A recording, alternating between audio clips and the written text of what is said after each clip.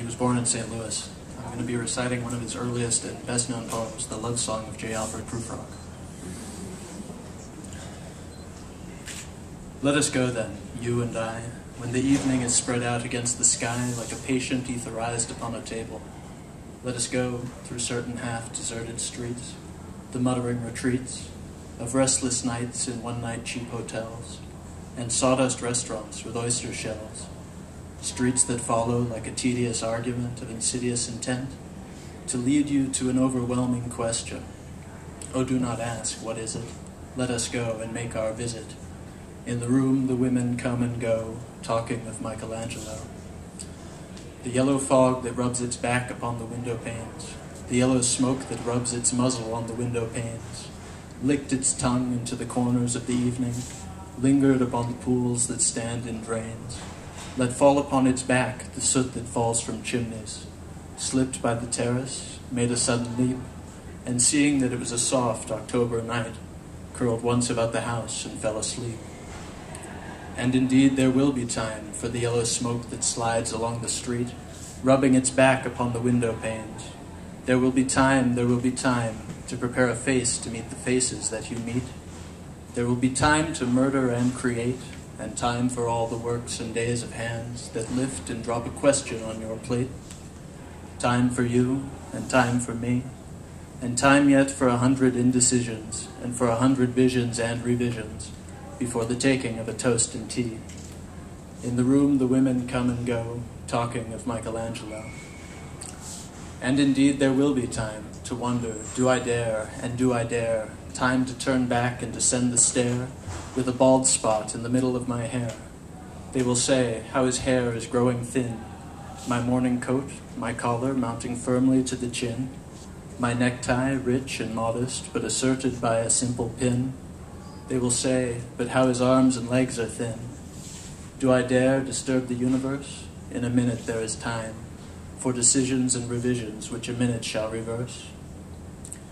And I have known them all already, known them all, have known the evenings, mornings, afternoons. I have measured out my life with coffee spoons. I know the voices dying with the dying fall, beneath the music from a farther room. So how should I presume? And I have known the eyes already, known them all, the eyes that fix you in a formulated phrase. And when I am formulated, sprawling on a pin, when I am pinned and wriggling on the wall, then how shall I begin to spit out all the butt ends of my days and ways? And how should I presume? And I have known the arms already, known them all, arms that are braceleted and white and bare, but in the lamplight downed with light brown hair. Is it perfume from a dress that makes me so digress? Arms that lie along a table or wrap about a shawl? And should I then presume? And how should I begin? Shall I say, I have gone at dusk through narrow streets and watched the smoke that rises from the pipes of lonely men in shirt sleeves hanging out of windows.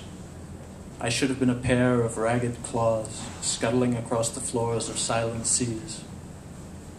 And the afternoon, the evening, sleep so peacefully, smoothed by long fingers, asleep, tired, or it malingers, stretched on the floor, here beside you and me. Should I, after tea and cakes and ices, have the strength to force the moment to its crisis? But though I have wept and fasted, wept and prayed, though I have seen my head, grown slightly bald, brought in upon a platter, I am no prophet, and here's no great matter.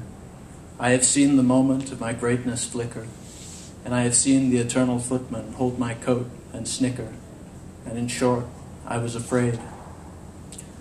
And would it have been worth it after all, after the cups, the marmalade, the tea, among the porcelain, amongst some talk of you and me? Would it have been worthwhile to have bitten off the matter with a smile, to have squeezed the universe into a ball, to roll it towards some overwhelming question? To say, I am Lazarus, come from the dead, come back to tell you all, I shall tell you all. If one, settling a pillow by your head, should say, that is not what I meant at all, that is not it at all. And would it have been worth it after all? Would it have been worthwhile? After the sunsets and the dooryards and the sprinkled streets, after the novels, after the teacups, after the skirts that trail along the floor, and this and so much more, It is impossible to say just what I mean, but as if a magic lantern threw the nerves in patterns on a screen. Would it have been worthwhile if one, settling a pillow or throwing off a shawl, and turning toward the window should say, "That is not it at all. That is not what I meant at all." No, I am not Prince Hamlet, nor was meant to be. Am an attendant lord, one that will do, to swell up progress, start a scene or two.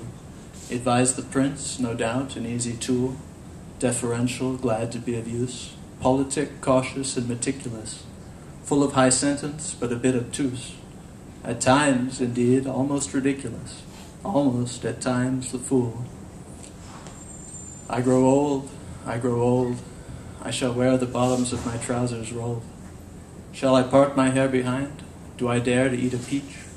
I shall wear white flannel trousers and walk upon the beach. I have heard the mermaids singing, each to each. I do not think that they will sing to me. I have seen them riding seaward on the waves, combing the white hair of the waves blown back, when the wind blows the waters white and black.